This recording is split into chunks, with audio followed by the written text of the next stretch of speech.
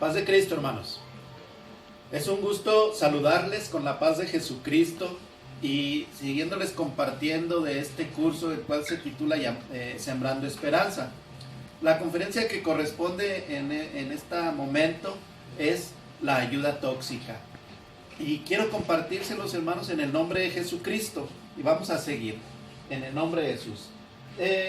Quiero decirles lo que es esto, la ayuda tóxica, ¿verdad? Y en la ayuda tóxica tenemos que tomar en cuenta es esta frase que dice: nunca hagas nada por ellos que puedan hacer por sí mismos. Me gustaría que quedara bien claro en cada uno de nosotros: nunca hagan nada por ellos que puedan hacer por sí mismos. Y hermanos, queremos que quede bien clara esta frase, ¿verdad? Y pues más allá de la caridad, un principio que la iglesia como transformadora social debe practicar es nada se da de gratis. Amén, hermanos. ¿Entendieron? Nada se da de gratis. Siguiendo con la siguiente diapositiva, más allá de la caridad, el Gesed, que es la misericordia en su sentido bíblico, te lleva más allá a desarrollar al individuo, a desarrollar la educación familiar, etc. Este principio representa devolver la dignidad a las personas que fueron creadas a imagen y semejanza de Dios. Hermano, esto nos enseña que la misericordia se tiene que hacer en este sentido bíblico, y es como hemos visto en algunas ocasiones, ¿verdad? Esas reflexiones de cuando nos decían: nunca le des un pescado a una persona, mejor enséñalo a pescar para que así él pueda vivir su vida mejor, ¿verdad? O aquel hombre junto con su discípulo, aquel sabio junto con su discípulo que fueron y visitaron una casa, y esa familia de esa casa dependían solamente de una vaca, y pues el maestro se decidió a asesinar aquella vaca. El discípulo se enojó, se molestó, pero ¿cuál va siendo la sorpresa? Que el discípulo, al regresar, se encuentra con que esa familia había prosperado, e inclusive le testifican al joven y le dicen: desde que murió la vaca, nosotros aprendimos a hacer las cosas y esto nos trajo prosperidad. Y esto es la misericordia en el sentido bíblico, hermano, y eso es lo que nosotros debemos de practicar. Pero también, hermano, en una entrevista que le hicieron al economista keniata James Chikawati, ¿verdad?, realizada el 4 de julio del 2005 por la revista digital Spiegel Internacional. Veamos lo que dice esta entrevista. Miren lo que aquí vienen las diapositivas. Desarrollo de la entrevista. Señor Chikawati, en la cumbre del G8 en Glasgow, bueno, es esa palabra, se dispone a incrementar la ayuda al desarrollo de África, ¿verdad? Y Chikawati responde: por el amor de Dios, no siga. Y el entrevistador les dice que no siga. Los países industrializados de Occidente quieren eliminar el hambre y la pobreza. Y a lo que responde Chikawati: tales intentos han venido perjudicando a nuestro continente en los últimos 40 años. Si los países industrializados realmente desean ayudar a los africanos, deberían acabar con esta desastrosa ayuda. Los países que han recibido más ayuda al desarrollo son los que están en peor condición. Eso decía Chikawati. A pesar de los miles de millones que se han destinado a África, el continente sigue sumido en la pobreza. Y el entrevistador le dice: ¿puede explicar esta paradoja? Y dice Chikawati: se financian enormes burocracias con el dinero de la ayuda, se fomenta la corrupción, la complacencia, se enseña a los africanos a ser pedigüeños y dependientes. Además, la ayuda al desarrollo debilita los mercados locales en todas las partes y hunde el espíritu empresarial que tan desesperadamente necesitamos. Bueno, no sé si esto nos lleva a entender algo muy parecido a lo mejor a nuestra sociedad, ¿verdad? Nuestra sociedad mexicana. Seguimos con la siguiente diapositiva. Gloria a Dios. Por absurdo que parezca, la ayuda al desarrollo es una de las causas una de las causas de los problemas de África. Si Occidente cancelara estos pagos, los africanos normales ni siquiera lo notarían, ¿verdad? Solo los funcionarios se resistirían por este motivo. Mantienen que el mundo dejaría de dar vueltas sin dicha ayuda al desarrollo. También esto pues nos hace ver a la sociedad de nuestro país, ¿verdad? Como que los que se quejan de que ya no llegue ayuda a la gente más necesitada, pues son los que más tienen, ¿verdad? Y así estaba pasando en África, ¿verdad? Pero vamos a ver otro caso, el caso de Haití, ¿verdad? Que pues por no decir el nombre, ¿verdad? Pero es la reformulación de la justicia social. Y vamos a ver el caso de Haití. Dice, el día antes del terremoto del 2010, 10,000 agencias misioneras y organizaciones de ayuda al desarrollo y decenas de miles de voluntarios trabajaban allí. La ayuda financiera llegó a oleadas al país, $1,000 millones al año de la comunidad internacional y 3,000 millones procedentes de la diáspora haitiana en los Estados Unidos, Canadá y Europa.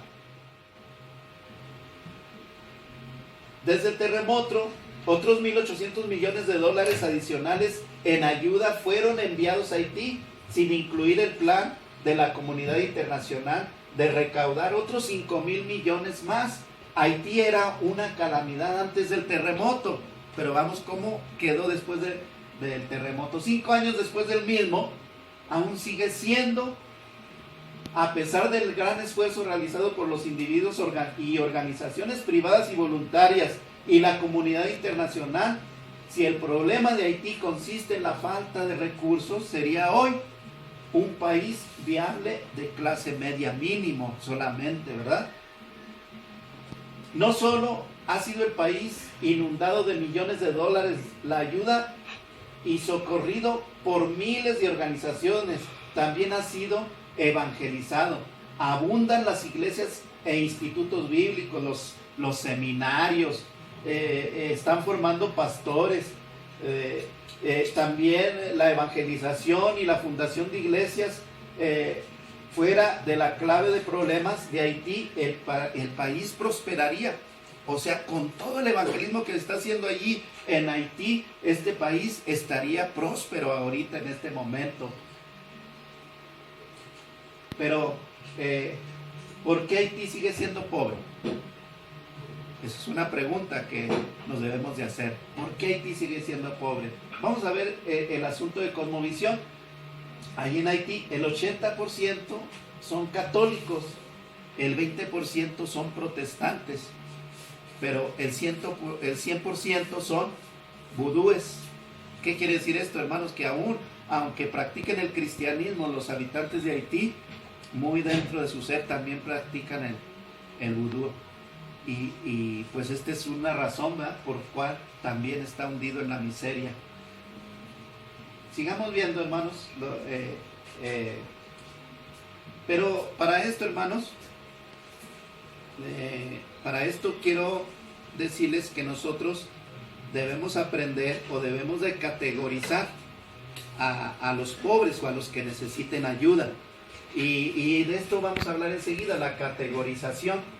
Y vamos a ver lo que es la categorización. Por ejemplo, la Biblia nos habla en 1 Timoteo 3, del 5 al 8, en la Nueva Traducción Viviente, dice: atiende a toda viuda que no tenga nadie quien la cuide. Pero si ella tiene hijos o nietos, la primera responsabilidad de ellos es poner en práctica la sumisión a Dios en su hogar y retribuir a sus padres al cuidarlos. Esto es algo que le agrada a Dios. Este texto nos habla de que las viudas que realmente lo necesitan sean las que sean puestas en la lista de ayuda, ¿verdad? Pero seguimos, ¿verdad? Dice, ahora bien, una verdadera viuda es una mujer que realmente está sola en este mundo. Es aquella que ha puesto su esperanza en Dios. Día y noche ora a Dios pidiéndole su ayuda. Pero la viuda que solamente vive para el placer está espiritualmente muerta en vida. Seguimos. Hermano, esto es lo que nos dice la Biblia, ¿verdad? Dice, dale estas instrucciones a la iglesia para que nadie quede expuesto a la crítica. Aquellos que se niegan a cuidar a sus familiares. Este es otro texto, ¿verdad? Especialmente los de su propia casa han negado la fe verdadera y son peores que los incrédulos. Es un texto muy conocido, hermano. ¿Y qué quiere decir esto? Que cada quien debe de ayudar a su propia gente, a su familia. Amén, hermano. Gloria a Dios. Entonces, en la categorización de pobres podemos entender que hay tres, hermanos, tres categorizaciones. El pobre, necesitado o merecedor. Ese sería uno. El segundo sería el obrero pobre. Y la número 3 es el pobre no necesitado o desmerecedor. Son tres categorías de pobres. Amén, hermanos. Vamos a ver. El pobre merecedor son los más vulnerables. En este caso, aquí en esta diapositiva, que son los que no necesitan que nosotros los investiguemos o hagamos. O sea, eso es la ayuda incondicional. Por ejemplo, podemos mencionar a los huérfanos, a los ancianos, enfermos incurables, víctimas de accidentes y otros, ¿verdad? Ellos serían los pobres merecedores, ¿verdad? Los que sí merecen la ayuda. Pero vamos a ver el otro caso, el obrero pobre. Son las personas capaces y deseosas de trabajar que carecen de oportunidad de empleo y necesitan una oportunidad de trabajo. Y aquí en la Biblia nos menciona el caso de Ruth, ¿verdad? El caso de Ruth es muy bonito, ¿verdad? Por ejemplo, el caso de Ruth, aquí vemos, Boaz y Ruth, los principios de misericordia, ¿verdad? Que son estos. Así nos dice la Biblia. Y sucedió que Ruth, la moabita, le dijo a Noemí, permíteme ir al campo a recoger las espigas que vaya dejando a alguien a quien yo le caiga bien. Anda, hija mía, le respondió su suegra. ¿De quién es esa joven?, preguntó Boaz al capataz de sus segadores. Es una joven moabita que volvió de la tierra de Moab con Noemí, le contestó el capataz. La siguiente. Ella me rogó que la dejara recoger espigas de entre las gavillas, detrás de los segadores. No ha dejado de trabajar desde esta mañana que entró en el campo, hasta ahora que ha venido a descansar un rato en el cobertizo. Entonces Boaz le dijo a Ruth, escucha, hija mía, no vayas a recoger espigas a otro campo, ni te alejes de aquí, quédate junto con mis criadas.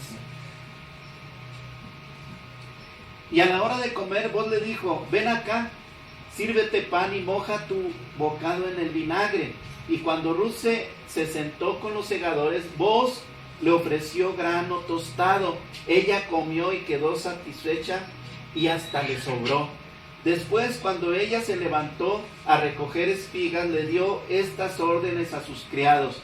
Aún cuando saque espigas de las gavillas, de las mismas, no la hagas pasar vergüenza. Gloria a Dios. Más bien deja caer algunas espigas de los manojos para que ella las recoja y no la reprenda. Así que Ruth recogió espigas en el campo hasta el atardecer. Luego desgranó la cebada que había recogido, la cual pesó más de 20 kilos. Aquí vemos, hermano, este caso de Ruth, que ella era pobre. No necesitaba tanto que le dieran, lo que necesitaba era una oportunidad de trabajo. Así es como debemos actuar, hermanos. Hay que dar oportunidades de trabajo para que la gente salga adelante y su vida sea cambiada, sea prosperada, ¿verdad? Pero vamos a ver la siguiente categoría. Gloria a Dios. Los pobres desmerecedores son capaces, pero no están dispuestos a trabajar. No es cuestión de capacidad, sino de actitud, ¿verdad? Tienen mentalidad de víctima, son siempre los que están llorando. ¡Ay, pobre de mí! No puedo salir adelante, ¿verdad? Pero, hermano, tienen esa mentalidad de víctima. Fíjense lo que dice la Biblia en Proverbios 21-25.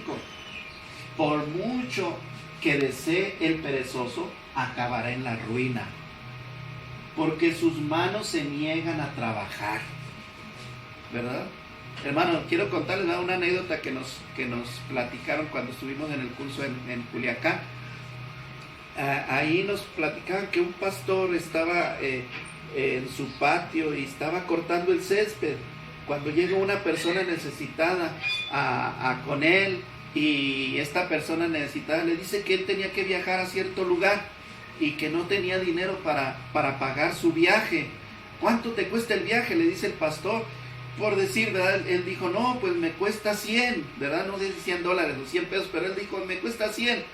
Y le dice el pastor, mira, yo te doy 150, pero acórtame todo este pasto y terminando yo te pago esos 150.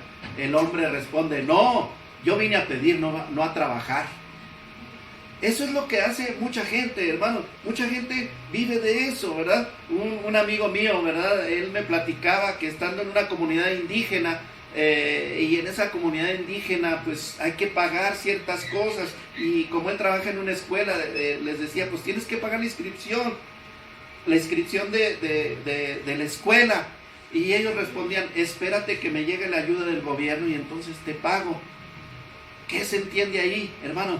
Que estas comunidades indígenas dependen de la ayuda del gobierno, pero no se dedican a trabajar. Estos son, hermanos, los pobres desmerecedores. Pero fíjense lo que nos dice la Biblia, la lección de la hormiga, Proverbios 6, del 6 al 12. Tú, holgazán, aprende una lección de las hormigas, aprende de lo que hacen y hazte sabio. A pesar de que no tienen príncipe ni gobernador, ni líder que las haga trabajar, se esfuerzan todo el verano juntando alimento para el invierno. Hay que ver esta lección. Pero tú, holgazán, ¿hasta cuándo seguirás durmiendo? ¿Cuándo despertarás? Un rato más de sueño, una breve siesta, un pequeño descanso cruzado de brazos. ¿A dónde irán a llegar, verdad?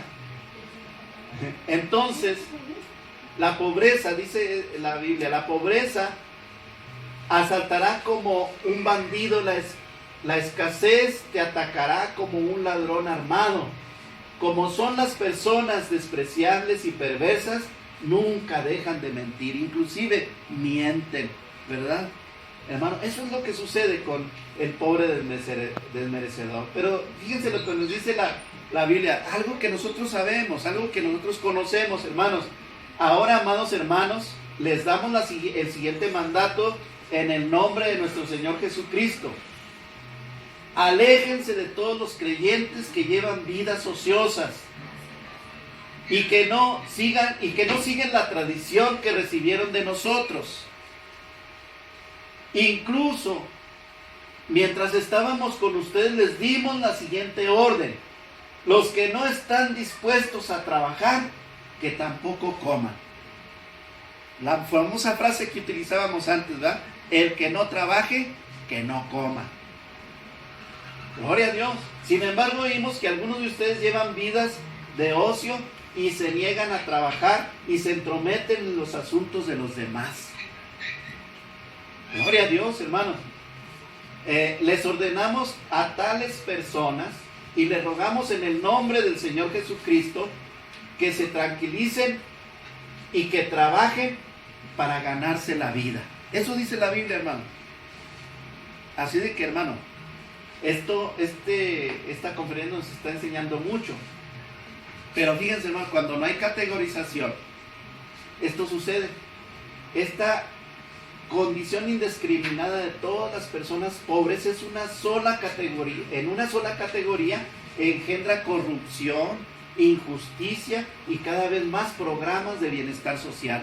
Hermano, vemos cuánta gente se amontona. Entre ellos va gente que sí puede, pero va para recibir ayuda. A veces son los primeros que reciben, hermano. Ya ves lo que acaba de pasar en el gobierno de aquí, de la capital, ¿verdad? Ustedes saben que pues llegaron préstamos para la gente necesitada, para los comerciantes, y por ahí salió que los que pues agarraron más fueron los que gobernaban, los familiares de los gobernantes. Así que, hermano, tiene que haber categorización, decir, vamos a ayudar, pero a los que de veras necesiten. ¿Cómo ven, hermanos? Amén. Gloria a Dios. Esto es cuando no hay categorización. Gloria a Dios. Y hermanos, esto nos dice que nosotros debemos de hacer algo.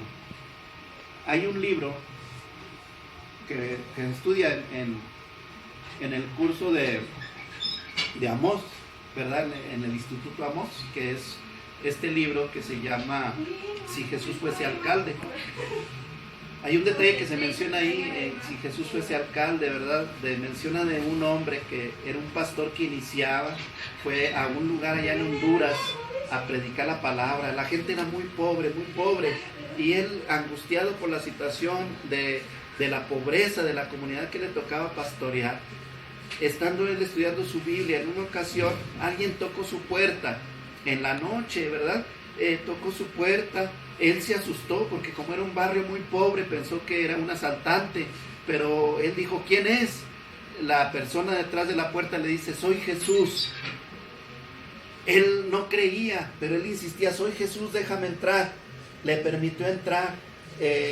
Entró Jesús, platicó con él, le dijo, platícame cómo está la situación. Él le platicó, dijo, vamos a recorrer el barrio. Recorrieron el barrio. Él les dijo cómo vivía cada miembro de su congregación, en qué condiciones vivía, algunos en pobreza extrema, algunas mujeres que se dedicaban a la prostitución para poder sobrevivir. Lo que Jesús, después de regresar, le dice, tienes que hacer esto, que todos traigan algo a la iglesia. El pastor le dice, ¿cómo pueden traer si son pobres? De lo poco que tengan, que traigan, y yo les voy a prosperar, les voy a bendecir.